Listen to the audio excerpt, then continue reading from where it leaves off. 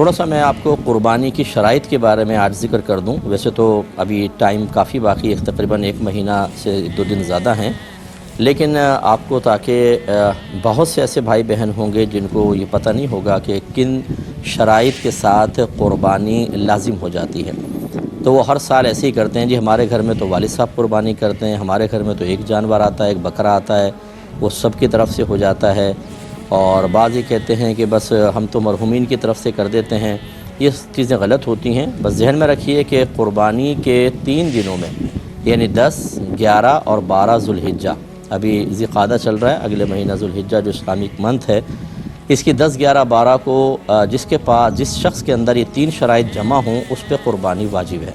قربانی کے نصاب میں صحیح قول یہی ہے ہمارے نزدیک کہ جس کے پاس 52.5 تولہ چاندی کے برابر حاجت اصلیہ سے زیادہ مال کسی بھی شکل میں موجود ہو، اس پہ قربانی واجب ہوگی۔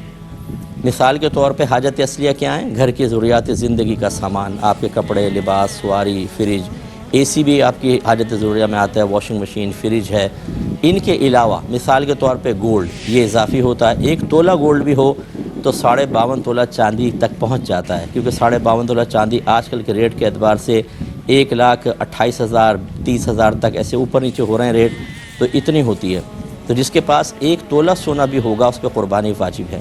اسی طریقے سے اگر آپ کے جیسے بچیوں کے شادی کے سوٹ ہوتے ہیں کہ ایک ہی دفعہ پہنتی ہیں پھر ایسے رکھا ہوا ہے، اگر وہ اضافی ہوگا، حاجت اصلیہ سے زائد ہے وہ سوٹ، اور اسی طرح ریجیکٹڈ سوٹ، پرانے جوتے وغیرہ، یہ سب اگر ان کی قیمت 52.5 تولہ چاندی تک پہنچ جائے، قربانی واجب۔ اسی طریقے سے آپ نے کوئی پلاٹ لے کے رکھا ہوا، چاہے مکان بنانے کے لیے ہو، چاہے آپ نے انویسٹمنٹ کے ارادے سے رکھا ہو، وہ اگر 52.5 تولہ چاندی تک پہنچ جاتا ہے، اور یقیناً آج کل تو پہنچے گا 1,28,000 تو کوئی رقم ہی نہیں ہے، تو قربانی واجب ہے۔ حتیٰ کہ فقہاء نے فرمایا اگر کسی کے 6 کمرے ہیں اور وہ 4 کمرے استعمال کرتا ہے، 2 کمرے بند کر کے رکھے ہوئے ہیں، تو ان 2 کمروں کی قیمت کا بھی قربانی کے نصاب میں حساب ہوگا۔ لہٰذا میں تمام سے گزارش کرتا ہوں، گھر کے سرپرست وہ اپنا قلم ڈائری لے کے بیٹھ جائیں، زوجہ، بیٹا، بیٹی، بہو، سب کے سب بیٹھیں اور اپنا اپنا حساب کتاب کریں۔